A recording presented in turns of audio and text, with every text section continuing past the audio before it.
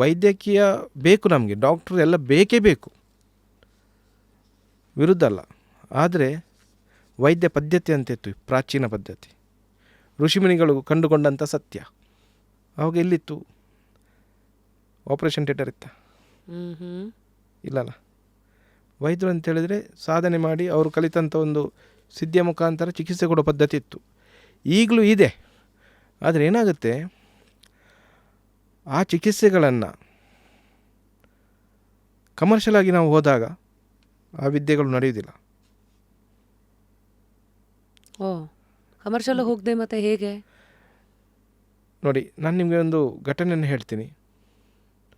ಅದು ಆ್ಯಕ್ಚುಲಿ ನಾವು ಹೇಳಬಾರ್ದು ಜನರಿಗೆ, ಅದು ಜನರಿಗೆ ಪ್ರಾಬ್ಲಮ್ ಅಲ್ಲ, ಬೇರೆಯವ್ರಿಗೆ ಅದು ಸಮಸ್ಯೆ ಆಗ್ತದೆ ನಾವು ಹೇಳಿದರೆ. ಒಂದು ಘಟನೆ ಹೇಳ್ತೀನಿ. ಒಬ್ರಿಗೊಂದು ಸಮಸ್ಯೆ ಇತ್ತು, ಮೇಜರ್ ಸಮಸ್ಯೆ. ಏನಿದ್ರು 20 ಲಕ್ಷ ರೂಪಾಯಿ ಖರ್ಚಾಗ್ತಿತ್ತು ಅದಕ್ಕೆ. ಇದೆ, ಅದು ಸಮಸ್ಯೆ ಇದೆ, ಖರ್ಚಿದೆ. ನಮ್ಮ ವಿದ್ಯಾರ್ಥಿ, ಪೆಂಡುಲಮ್ ಕಲಿತಂಥ ವಿದ್ಯಾರ್ಥಿ ನನಗೆ ಸವಾಲಾಗ್ತಾನೆ ಒಂದಿನ. ನಾನು ಊರಲ್ಲಿಲ್ಲ, ಕೇರಳದಲ್ಲಿದ್ದೆ. ಗುರುಗಳ ಈಗೀಗ ಒಂದು ಸಮಸ್ಯೆ ಇದೆ, ಈಗ 20 ಲಕ್ಷ ರೂಪಾಯಿ ಬೇಕಂತ ಹೇಳಿದ್ದಾರೆ, ಇದು ನಿಮ್ಮಿಂದ ಏನಾದರೂ ಆಗ್ತದಾ ಕೇಳಿದರು. ನನ್ನಿಂದ ಏನಾಗೋದಿಲ್ಲಪ್ಪ, ನನ್ನಿಂದ ಏನಾಗೋದಿಲ್ಲ ಅಂತ ಹೇಳಿದೆ. ಅದು ಮೂಮೆಂಟ್ ಹೇಳಿದರೆ ಅಡ್ಮಿಟ್ ಆಗಿ ಅದು ವ್ಯವಸ್ಥೆ ಎಲ್ಲ ಇತ್ತು. ನಾನು ಹೇಳಿದೆ, ಏನು ಬೇಡಪ್ಪ, ಡಿಸ್ಚಾರ್ಜ್ ಮಾಡಿ ಬರಲಿ ಅಂತ ಹೇಳಿದೆ. ನಾನು ಮತ್ತೆ 2 ದಿನ ಬಟ್ಟಲ್ಲಿ ಹೋದೆ. ಅವರ ಮನೆಗೆ ಹೋದಾಗ ಜಾತ್ರೆ ಥರ ಇತ್ತು ಜನ. ಇವರು ಏನು ಮಾಡ್ತಾರಪ್ಪ, ಇವ್ರ ಹತ್ರ ಏನಿದೆ. ಈಗ ಇಲ್ಲಿ ಕೂತ್ಕೊಂಡ್ರಲ್ಲ, ಇದೇ ರೀತಿ ಇಷ್ಟೇ ಕೂತ್ಕೊಂಡು ನಾನು ಮಾಡಿದ್ದು. 100% ಕ್ಲಿಯರ್. ಒಂದು 2-3 ನಿಮಿಷ 100% ಕ್ಲಿಯರ್. ಅವರು ನಮಗೆ ಬೇಕಾಗುವ ರೀತಿಯಲ್ಲಿ ವ್ಯವಸ್ಥೆ ಮಾಡಿಕೊಟ್ಟಿದ್ದಾರೆ. ದುಡ್ಡು ತಗೊಳ್ಳಿಲ್ಲ, ನಾನು ಅವ್ರ ಹತ್ರ 1 ರೂಪಾಯಿ ತಗೊಳ್ಳಿಲ್ಲ. ಸೇವೆ ಅದು. ಸೊ ಅದು ನಿಜ. ನಾವು ಹಳೆ ಮಾತನ್ನು ಕೇಳಿದ್ದೀವಿ. ಇವಾಗ ನೀವು ಅವ್ರದ್ದು ಹೀಲ್ ಮಾಡಿದ್ರೆ ಅದನ್ನು ನೀವು ತಗೋತೀರಾ ಅಂತ. ನೀವು ಅಷ್ಟು ಸಾಮರ್ಥ್ಯ ನಿಮ್ಮಲ್ಲಿ ಇರಬೇಕಲ್ಲ ತಗೊಳ್ಳುವಂಥದ್ದು. ಹೋಗುತ್ತೆ. ಈಗ ನೀವು ಯಾವುದೇ ಯೂಸ್ ಮಾಡಿ ಹಳತ್ತಾಗುತ್ತಿಲ್ವಾ? ನಮ್ಮಲ್ಲಿ ಕೂಡ ನಾವು ಜಾಸ್ತಿ ಒತ್ತಡ ಹಾಕಿದಾಗ ನಾವು ಕ್ಷೀಣ ಆಗ್ತೀವಿ. ನಾವು 80 ವರ್ಷ ಬದುಕೋದಾದರೆ ಒಂದು 60 ವರ್ಷಕ್ಕೆ ಬಂದು ನಿಲ್ಬೋದು ನಮ್ಮದು ಆಯುಷ್ಯ, ಅಥವಾ ಒಂದು 50 ವರ್ಷ. ನಾನು ಹೇಳೋದು, ಒಂದು ಅಷ್ಟು ಜನ ಒಳ್ಳೆಯದಾಗ್ತದಾದರೆ. ಸರಿ, ಅದು ನಿಜ. ಅದೆಲ್ಲದನ್ನು ನೀವು ತಗೋತಾ ಇರ್ತೀರಾ ಆ ಹಿಟ್. ನೋಡಿ, ಈ ದೇಶದಲ್ಲಿರುವಂಥ ಎಲ್ಲ ಪುಣ್ಯಾತ್ಮರನ್ನು ನೋಡಿ, ನೀವು ಸಾಧಕರನ್ನು ನೋಡಿ, ಯಾರು ಪೂರ್ಣ ಆಯುಷ್ಯದಲ್ಲಿದ್ದಾರೆ ಹೇಳಿ? ಏನು ಮಾಡದೆ ಇದ್ದದ್ದನ್ನು ಇದ್ದು ಅನುಭವಿಸಿ ಖಾಲಿ ಆಶೀರ್ವಾದ ಮಾಡಿದವರು ಬದುಕಿದ್ದಾರೆ.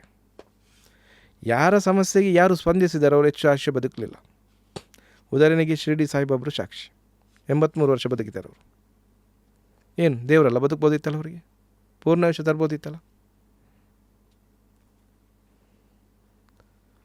ವಿಚಾರ ಇಷ್ಟಿರೋದು, ನನಗೀಗ 60 ವರ್ಷ ಒಂದು ಆಯುಷ್ಯ ಇದೆ ಅಂತ ಹೇಳಿದರೆ, ನಾನು ಮಾಡುವಂಥ ಕೆಲಸ ಪ್ರಾಮಾಣಿಕವಾಗಿದೆ, ನನಗೆ ಗೊತ್ತಿದೆ ಇದ್ದಷ್ಟು ದಿನ ಇರೋದು.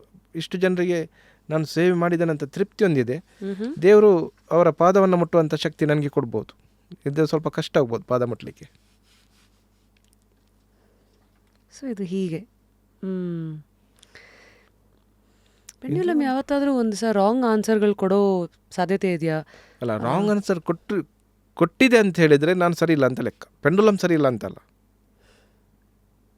ನನ್ನನ್ನು ಸರಿಪಡಿಸಿ ನಾನು ಉತ್ತರವನ್ನು ಸರಿ ನೋಡ್ಕೊಳ್ಬೇಕೇ ವಿನಃ ನಾನು ಪೆಂಡುಲಮ್ ಸರಿ ಇಲ್ಲ ಅಥವಾ ನನಗೆ ಕೊಟ್ಟಂಥ ಗುರುಗಳು ಸರಿ ಇಲ್ಲ ಅಂತ ನಾನು ಹೇಳಲಿಕ್ಕಿಲ್ಲ. ಇವತ್ತು ಹೇಳ್ತಾರೆ ನಮ್ಮಲ್ಲಿ ಕಲಿತವರು, ಅವರು ಮಾಡಿದಂಥ ಪಾಪ, ಅವರು ಮಾಡಿದಂಥ ಕರ್ಮದಿಂದ ಅವರಿಗೆ ಉತ್ತರ ಬರೆದಿದ್ದರೆ ಅದು ಏನಿಲ್ಲ ಮಾರೆ, ಅವ್ರು ದುಡ್ಡು ಮಾಡಿದ್ದಾರೆ ಅಂತ ಹೇಳುವವರು ಇದ್ದಾರೆ, ಇಲ್ಲಂತಲ್ಲ. ಈಗ ನಾನು ಕಲಿತ ವಿದ್ಯೆ ನಾನು ಇಷ್ಟು ದುಡ್ಡು ಹಾಕಿದ್ದೀನಿ, ನಾನು ಹೇಳಲಿಕ್ಕಿಲ್ಲ. ಅದು ಮಾತಾಡಲಿಲ್ಲ ಅಂತೇಳಿದರೆ ನಾನು ಸರಿ ಇಲ್ಲಪ್ಪ. ನಿಮಗೆ ವಿದ್ಯೆ ಕೊಡ್ತಾರೆ, ಪಬ್ಲಿಕ್ ಪರೀಕ್ಷೆ ಬರುತ್ತೆ, ನೀವು ಪರೀಕ್ಷೆಯಲ್ಲಿ ಪಾಸ್ ಆಗದಿದ್ದರೆ ಏನು ಟೀಚರ್ ಹೊಣೆಗಾರರ? ಯಾರು ಹೊಣೆಗಾರ? ನೀವಲ್ಲ. ಈ ಪೆಂಡ್ಯುಲಮ್ನ ಎಲ್ಲಿ ಕೊಂಡ್ಕೋಬೋದು? ಈಗ ಯಾರೋ ಜನಸಾಮಾನ್ಯರು ನೋಡ್ತಾ ಇದ್ದಾರೆ. ನಮ್ಮ ಹತ್ರ ಇದೆ. ಎಷ್ಟು ಸರ್ ಇದು? ಆನ್ಲೈನಲ್ಲಿ ನಿಮಗೆ 1,00,000 ಪೆಂಡುಲಮ್ ಇದೆ. ಆನ್ಲೈನಲ್ಲಿ ನೋಡಿ. ಹೌದಾ? 1,00,000 ಪೆಂಡುಲಮ್, ವೆರೈಟಿ ಪೆಂಡುಲಮ್ ಇದೆ. ನಿಮಗೆ ಶಾಕ್ ಆಗಿದೆ, ಇದು ಮಾರ್ಕೆಟ್ ಇದೆ ಅಂತೇಳಿ. ಯಾವುದನ್ನು ಕೊಂಡ್ಕೋಬೇಕು? ಇದು ಯಾವ ಥರದ್ದು ಇರಬೇಕು? ಇದು ಪಂಚಲೋಹದ್ದು ಇರುತ್ತೆ. ಮತ್ತು ಕೆಲವೊಂದು ಕಡೆಯಲ್ಲಿ ಕನ್ಫ್ಯೂಷನ್ ಇದೆ. ನಾವು ಇಲ್ಲಿ ಚೈನ್ ಏನು ಕೊಟ್ಟಿದ್ದೀವಿ ಸೇಮ್ ಪಂಚಲೋಹ ಮೆಟಲ್ ಕೊಟ್ಟಿದ್ವಿ. ಕೆಲವರು ಹೇಳ್ತಾರೆ ನೀವು ಬ್ಲ್ಯಾಕ್ ಥ್ರೆಡ್ ಯೂಸ್ ಮಾಡಬೇಕು, ರೆಡ್ ಥ್ರೆಡ್ ಯೂಸ್ ಮಾಡಬೇಕು, ಅದು ಅವರಿಗೆ ಬಿಟ್ಟದು. ನನ್ನ ಹೆಲನ್ಮೆಂಟಿಗೆ ನಾನು ಥಿಯರಿ ಪ್ಲಸ್ ಪ್ರಾಕ್ಟಿಕಲ್. ಈ ಜಗತ್ತಿನಲ್ಲಿ ದಿನಕ್ಕೆ 12 ಗಂಟೆ ಪೆಂಡುಲಮ್ ಯೂಸ್ ಮಾಡಿದಂಥ ವ್ಯಕ್ತಿ ಇದ್ದರೆ ನಾನು ಅಂತ ಹೇಳ್ತೀನಿ, ಅದು ಗ್ಯಾರಂಟಿ. ಧೈರ್ಯವಾಗಿ ಹೇಳ್ತೀನಿ ನಾನು, ಯಾರು ಇಟ್ಕೊಳ್ಳೋದಿಲ್ಲ ಅಷ್ಟು. 12 ಗಂಟೆ ಕೈಯಲ್ಲಿ ಪೆಂಡುಲಮ್ ಇಟ್ಕೊಂಡು ಮಾತಾಡ್ತೀನಿ ನಾನು. ಅದಕ್ಕೆ ರೀಸೆಟ್ ಬಟನ್ ಏನಿರಲ್ವಾ ಯಾವಾಗಲೂ? ನಾವು ಎನರ್ಜಿಕ್ ಆಗಿದ್ದರೆ ಸಾಕು. ನೀವು ಚಾರ್ಜ್ ಮಾಡ್ಕೊಳ್ಳೋದು ಹೇಗೆ ಅಂದರೆ? ಮೆಡಿಟೇಷನ್ ಒಂದು. ಎರಡನೇದು ನಾನು ಮಾಡುವಂಥ ಸೇವೆ. ಅದರಲ್ಲಿ ಒಂದು ಒಳ್ಳೆ ಫೀಲಿಂಗ್ ಬರುತ್ತಲ್ಲ, ಏನೋ ನಿಸ್ವಾರ್ಥ ಸೇವೆ.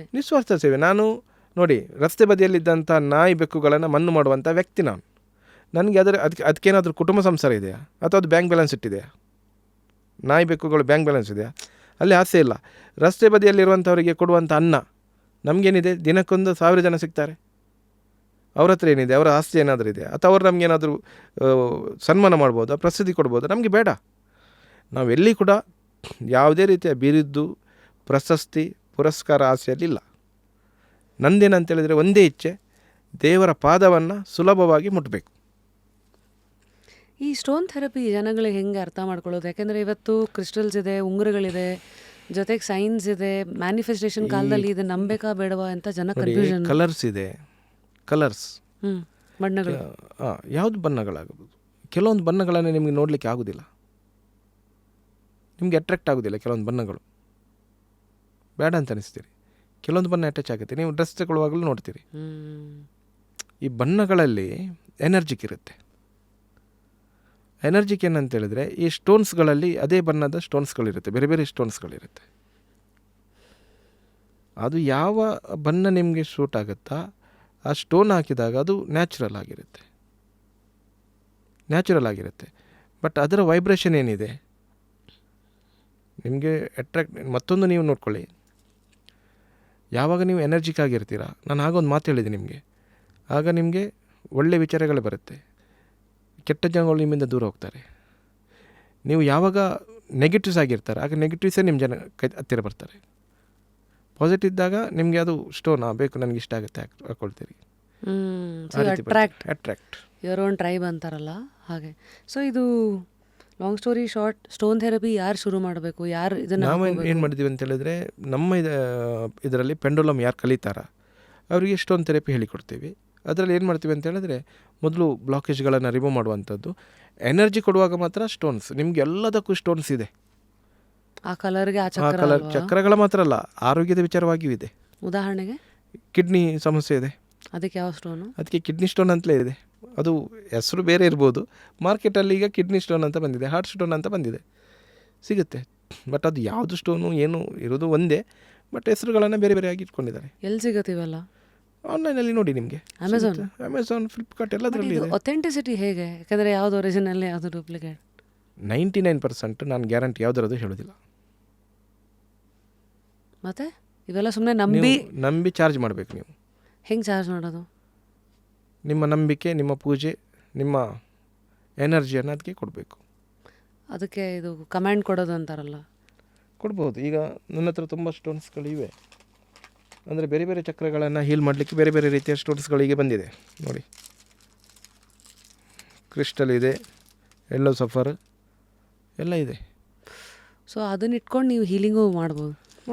ಅಂದರೆ ಇವಾಗ ನಮ್ಮ ಚಕ್ರ ಇವಾಗ ಯಾವ್ಯಾವ್ದು ಲಾಕ್ ಆಗಿದೆ ಹೆಂಗೆ ಗೊತ್ತಾಗುತ್ತೆ? ನೀವೇ ಸ್ಕ್ಯಾನ್ ಪೆಂಡುಲಮಲ್ಲಿ ಗೊತ್ತಾಗುತ್ತೆ ಅಲ್ಲ. ನೀವು ಪೆಂಡುಲಮಲ್ಲಿ ನೀವು ನೀವು ಸುಮ್ಮನೆ ಕೂತ್ಕೊಂಡು ಕೇಳಬೇಕು, ನಿಮ್ಮದು ಮೂಲಾಧಾರ ರೂಟ್ ಚಕ್ರ ಸರಿ ಇದೆ ಅಂತ ನೋಡ್ಬೋದು.